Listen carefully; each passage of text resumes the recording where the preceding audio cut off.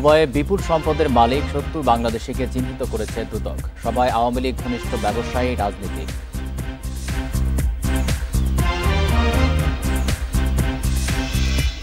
অদৃশ্য প্রতিপক্ষ ধীরে ধীরে দৃশ্যমান হচ্ছে। সম্মিলিতভাবে এদের মোকাবেলা করতে হবে। লন্ডন থেকে তারেক রহমান।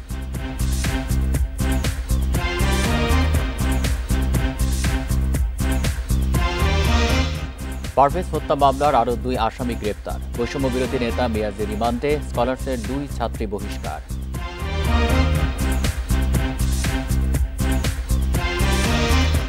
কুয়েটে ৩৭ শিক্ষার্থীর বহিষ্কার আদেশ প্রত্যাহার, খুলেছে সব হল। ভিসির পদত্যাগের এক দফা দাবিতে এখনও অনড় শিক্ষার্থীরা।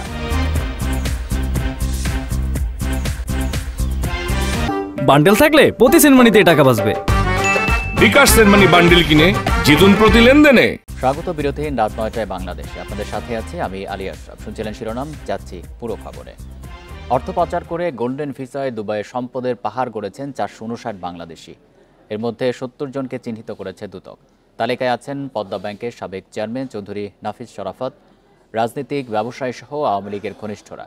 তাদের বিরুদ্ধে দুবাইয়ে ৯৭২টি স্থাবর সম্পত্তি কেনার অভিযোগ রয়েছে।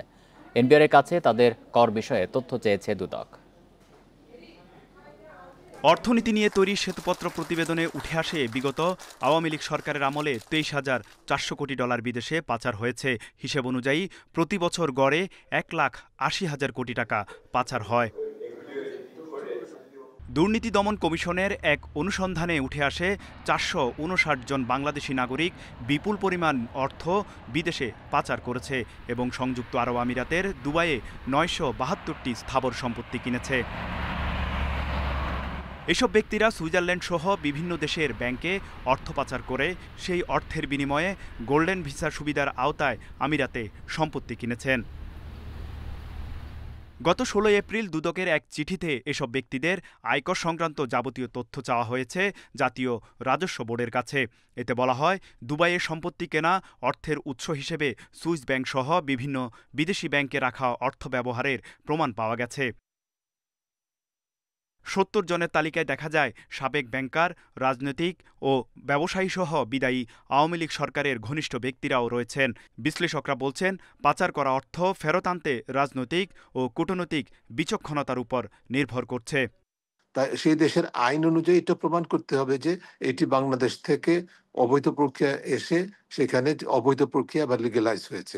এটা খুব জটিল প্রক্রিয়া, কাজেই এখানে একদিক থেকে আমাদের আশাবাদী হতে হবে, সম্ভব, কিন্তু এটা খুব সহজে চট করে স্বল্প মেয়াদে আসবে সেটা আশা করাটা কঠিন। দুদকের চিঠিতে উল্লেখ করা হয়, অর্থ পাচারের অভিযোগের অনুসন্ধানে ৩ সদস্যের একটি টিম গঠন করা হয়েছে। অভিযুক্ত ব্যক্তিদের নাম এবং কর সংক্রান্ত বিস্তারিত তথ্য আগামী ২৯ এপ্রিলের মধ্যে পাঠাতে বলেছে দুদক। Touhid Rana, independent news, Dhaka. Cricketer Shakib Al হাসানের সঙ্গে সম্পৃক্ত কোম্পানির লেনদেন, শেয়ার, আয় ব্যয়ের তথ্য খুঁজছে দুদক। সাকিবের দুর্নীতির তথ্য পেতে সিকিউরিটিজ অ্যান্ড এক্সচেঞ্জ কমিশন সহ কয়েকটি দপ্তরে চিঠি দিয়েছে সংস্থাটি। তার বিরুদ্ধে শেয়ার কেলেঙ্কারি, অবৈধ সম্পদ অর্জন, অর্থ পাচার সহ নানা অভিযোগ রয়েছে। শেয়ার বাজার, কাকড়া ব্যবসায়ী দুর্নীতি, ক্যাসিনো, স্বর্ণ পাচার, হলফনামায় সম্পদ লুকোনো সহ নানা অভিযোগ আগে থেকেই ছিল সাকিব আল হাসানের বিরুদ্ধে। ৫ আগস্টের পর নতুন করে যুক্ত হয় অর্থ পাচারের অভিযোগ। এসব অভিযোগ নিয়ে অনুসন্ধান করছে দুদক।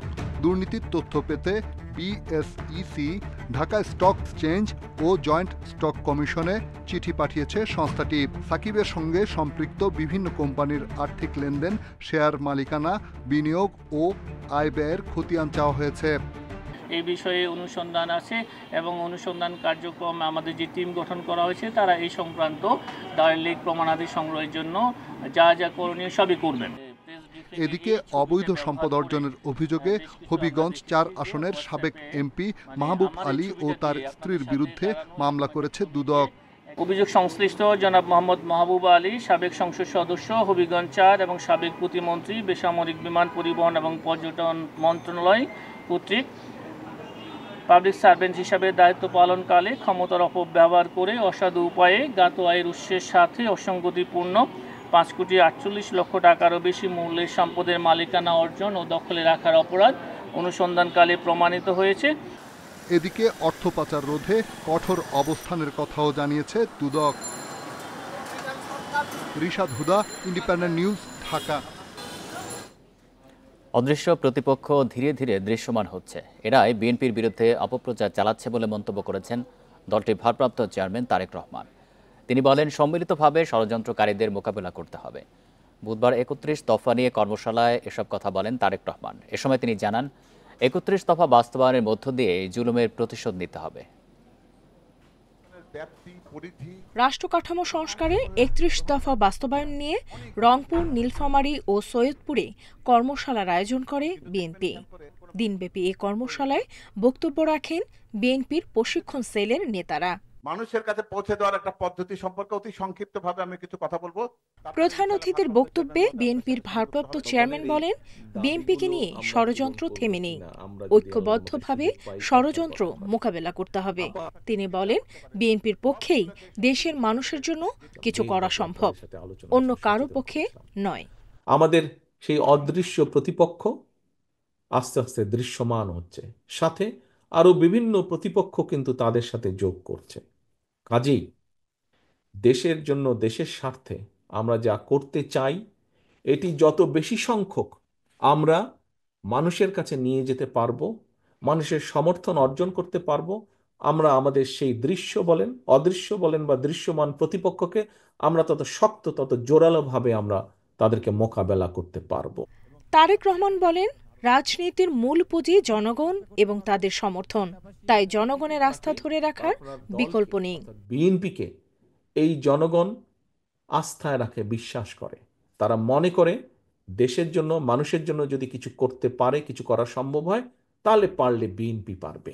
এই ৩১ দফাকে যদি বাস্তবায়ন করতে হয়, আমরা যখন বাস্তবায়ন করতে পারবো, ওই যে আপনি নির্যাতিত হয়েছেন, অত্যাচারিত হয়েছেন, সেই অত্যাচার নির্যাতনের প্রতিশোধ আমরা নিতে চাই ৩১ দফা বাস্তবায়ন করার মাধ্যমে।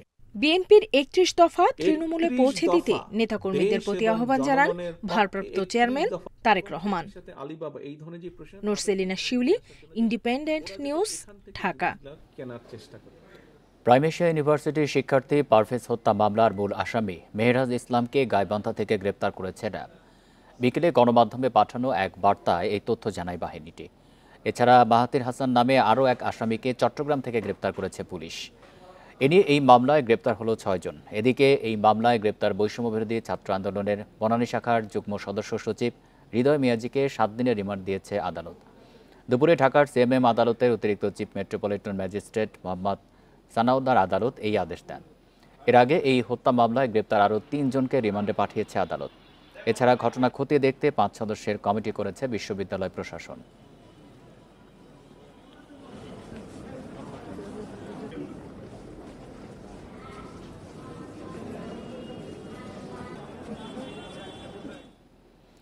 প্রাইম এশিয়ার শিক্ষার্থী পারভেজ হত্যাকাণ্ডের ঘটনাটি তাৎক্ষণিক কোনো ঘটনার প্রতিক্রিয়া নাকি পরিকল্পিত, তা জানার চেষ্টায় আইনশৃঙ্খলা বাহিনী।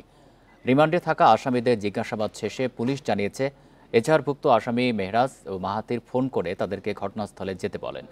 হত্যাকাণ্ডে প্রধান আসামি মেহরাজ সহ এ পর্যন্ত ৬ জনকে গ্রেপ্তার করেছে আইনশৃঙ্খলা বাহিনী। প্রাইম এশিয়ার শিক্ষার্থী জাহিদুল ইসলাম পারভেজ হত্যার পর তাকে নিজেদের কর্মী দাবি করে পরিকল্পিত হত্যাকাণ্ডের অভিযোগ করে ছাত্রদল। বৈষম্য বিরোধী ছাত্র আন্দোলনের বনানী শাখার 2 নেতা হত্যাকাণ্ডে জড়িত বলেও অভিযোগ তাদের। আমরা মনে করি তারা নতুন বন্দোবস্তের নামে সেই পুরাতন বন্দোবস্তই চালু রেখেছে এখনো পর্যন্ত। তাই এরা যে সংস্কৃতি ছাত্রলীগ চালু রেখেছিল, বৈষম্য বিরোধী ছাত্র আন্দোলন সেই পথেই হাঁটছে। বুধবার সকালে মূল আসামি মেহরাজকে গাইবান্ধা থেকে গ্রেপ্তার করে র্যাব।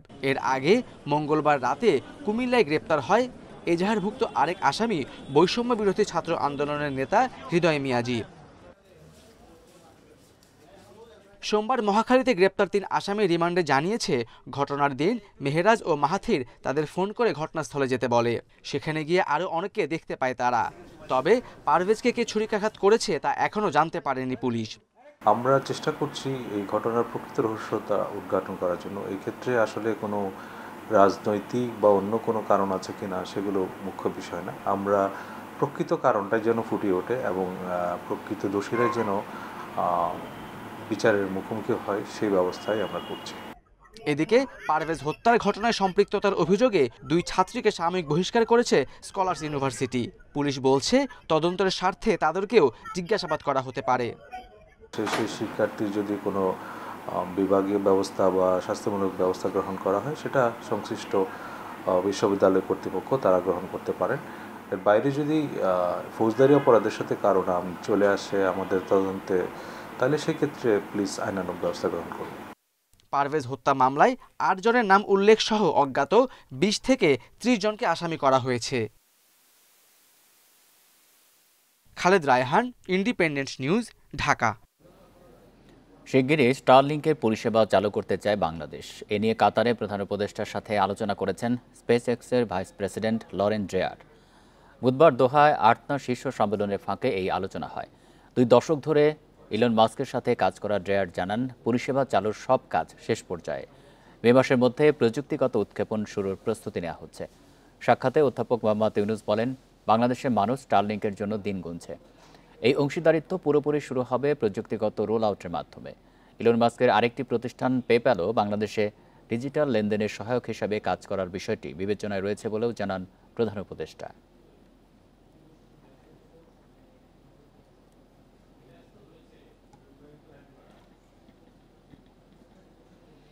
প্রধান উপদেষ্টা ডক্টর মোহাম্মদ ইউনুসের বিরুদ্ধে 25 কোটি টাকা আত্মসাতের অভিযোগে করা দুদকের মামলা বাতিল করেছে আপিল বিভাগ।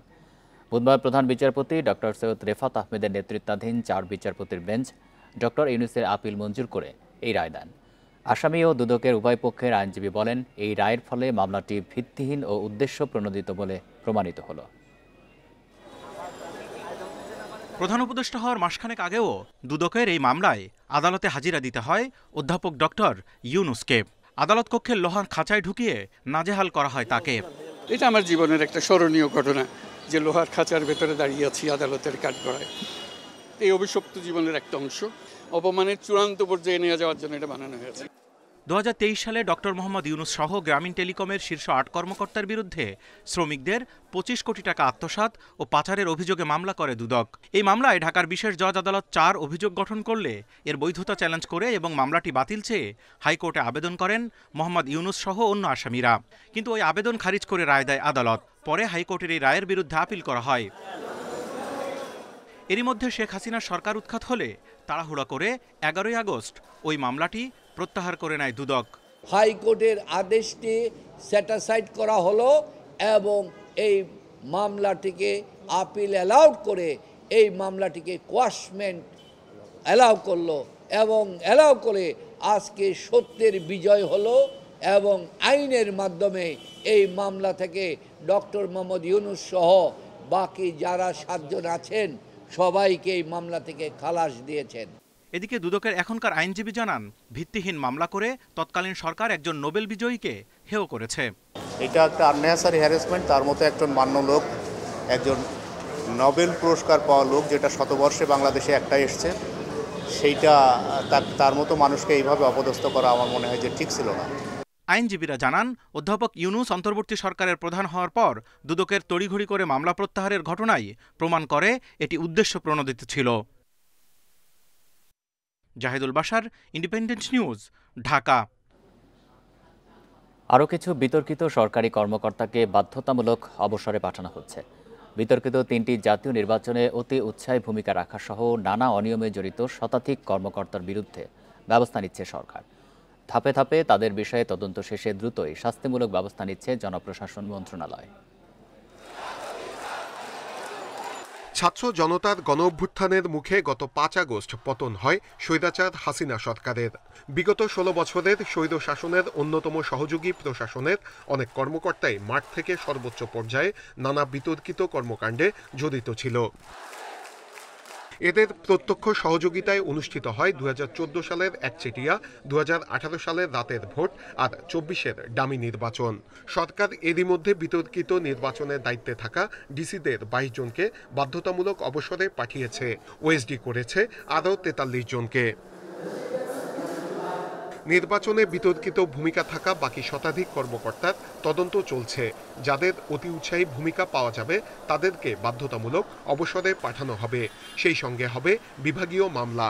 অনিয়মের অভিযোগ আসা অনেক কর্মকর্তার বিরুদ্ধে চলবে দুদকের তদন্ত।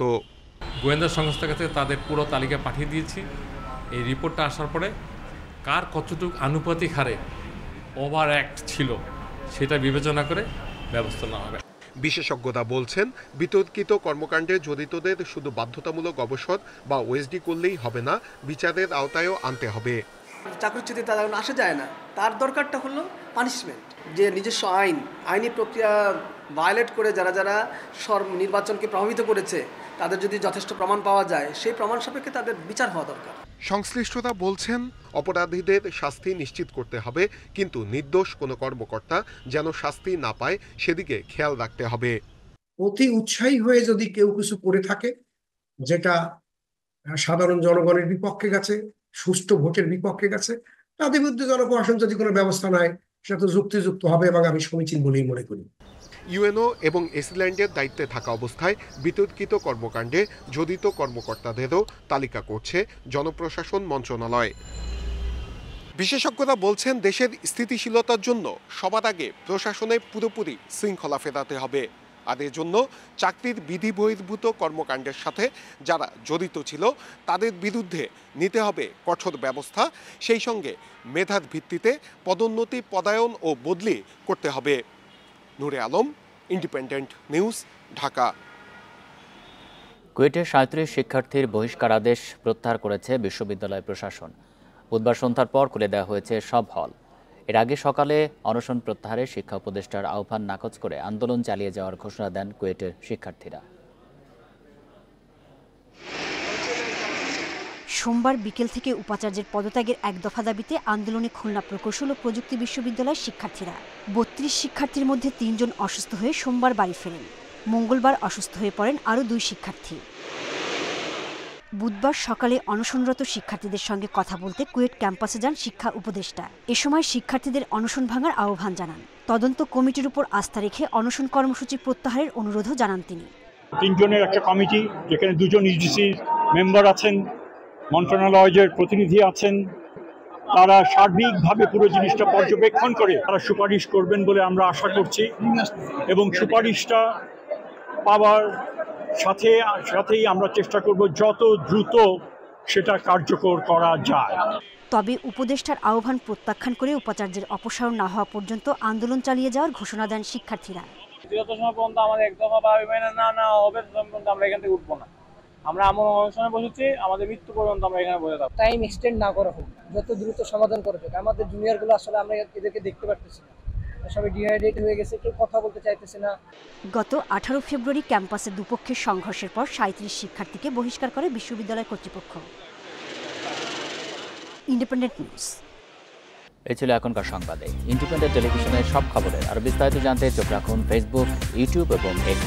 ধন্যবাদ সবাইকে।